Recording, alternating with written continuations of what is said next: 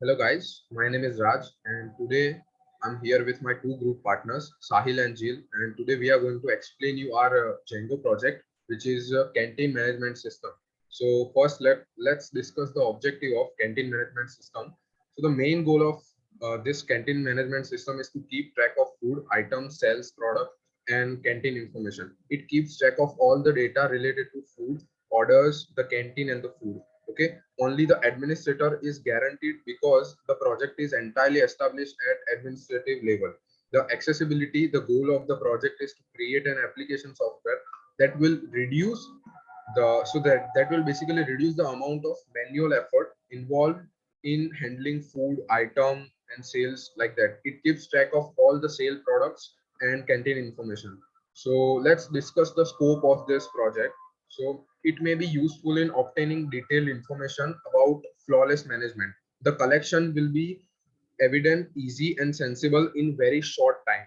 So it will assist a person in comprehending the management of the previous year in the in a clear and vivid manner.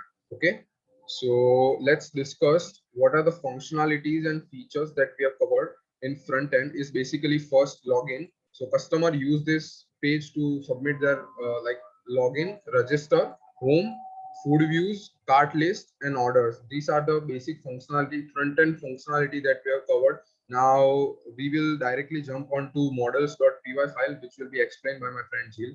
So Jill, can you take it from here? Now we will talk about models.py file. So there are basically some of the models like a customer model. So in the customer model, fields like user field, name field, email field. After that, another one is a product model. So there are name of product, price of product, and image of a specific product. And image URL will be also there. We can retrieve image from there. After that, order model. So there are certain fields like customer, which is related to that order, and a date of that order.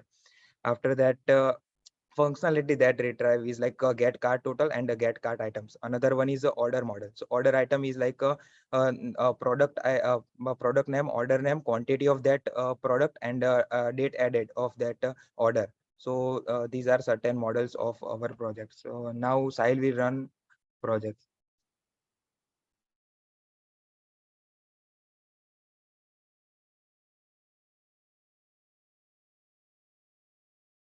Hello, my name is Sahil Patel, 19BC 194, and I'm going to start with the execution. So as you can see, I've logged in as admin. So this is the admin panel where two options are there, add item and view item. So if I go to the add item, so here the item will be added. Let's say price will be say 150. And for image, we are choosing a default image. And then as we submit, so the item will be added. So once we view item, so you can see that jam is added here. Now all these functionalities, the code is written in the views.py file. So first of all, we'll see a dashboard template. So this admin panel. So the admin panel is here only. So it's the dashboard file. So first of all, let's go to the dashboard. So in the dashboard HTML, here you can see that two buttons are here, add item and view item. And after that, there's a list of there's a list of customer that we have printed. And if the customer is not an admin, then customer is not an admin, then only we'll print that customer's name. So as you can see here, only one customer A is there. We have also one user admin, but that's not listed here because it's an admin. And then we have printed some orders. So once we order something from the customer's account, then you will be able to see the orders here. So that was the dashboard.html file. Now we've seen add items, view items. So let's create one customer account here. So it asks for name, let's say ABC. See, email abc@com. Password. So we have to write 8-character password with a mixture of letters and letter number and special symbols. It's there.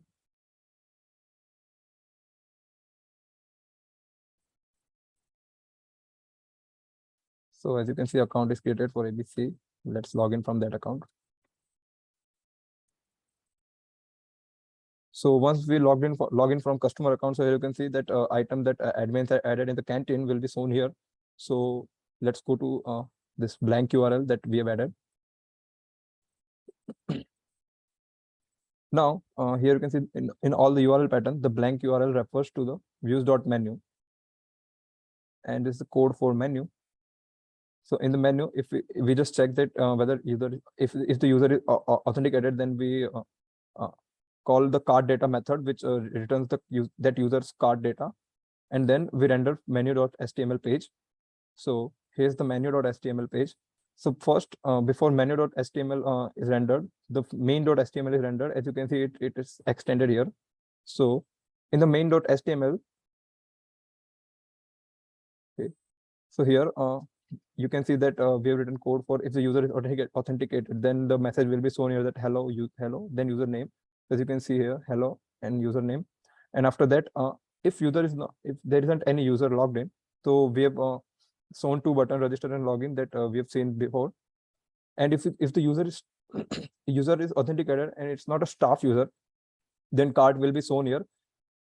If the user is staff user, then we are writing something in this if block. That means we are dynamically rendering the content. So that was main.html. So now go to the menu.html. So in menu, we are just checking if the user is authenticated, then we are printing all the product in the products that we are sending as a context from views.py menu method.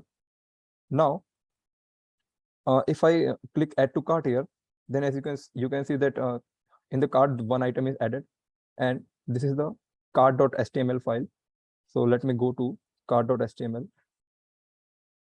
URL, and URL here you can see that it's cart. So it refers to views.cart, and the cart, you can see first it gets cart data, and then it saves all the item in the variables. Now it creates a form, and that form is rendered. That form data is rendered here. So if I show you cart.html, so in the cart.html, as you can see, these items are listed at first. The column names of item, price, quantity, and total. Item, price, quantity, and total. And lastly, we have added one delete button to delete your order. And if we go to delete, if we delete order, the order is deleted. So let me add some order. So as you can see, I've clicked on these two items and it's added in the cart. Now let's log out and log in from the admin panel to see the orders. So as you can see that there are two orders and two users. One is two customers, one is A and another one is ABC. So if I view this customer, so this customer hasn't ordered anything. And in the ABC that we have just created, he ordered two things, ABC and jam. And now we have given here the option of serving. If we click on serve, it will ask for you that whether order is served or not. And if it say yes, then the order is served. So his entry will be removed from here. Now to serve the item, the code is written here. Serve order. Let me go to the serve order. So in the serve order, it simply first of if the yes, but like as we have seen here, let me walk you through that. If you click on this serve order, then this form will be shown here. So that's just a blank form which render using this HTML serve order.html file. Let me show you that too. Serve order.html. So in the serve order.html, as you can see here, just simply there's one paragraph which asks that whether order is served, and then there's button. And if we select yes, then this serve orders post methods code will be executed, and you can see that that order is simply deleted from here. So we won't delete this order. So we have seen orders, customers, and there's only one functionality left here. Let me show you that too.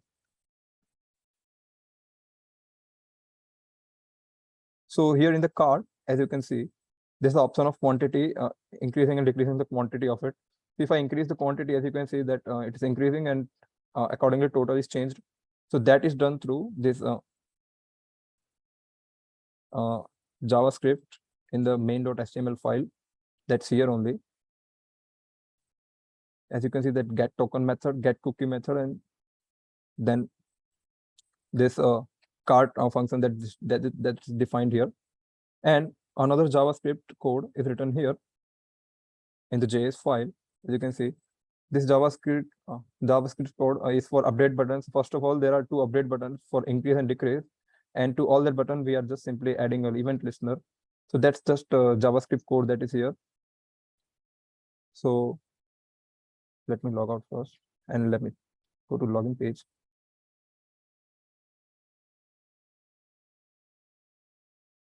So I guess that was all from our side. Thank you.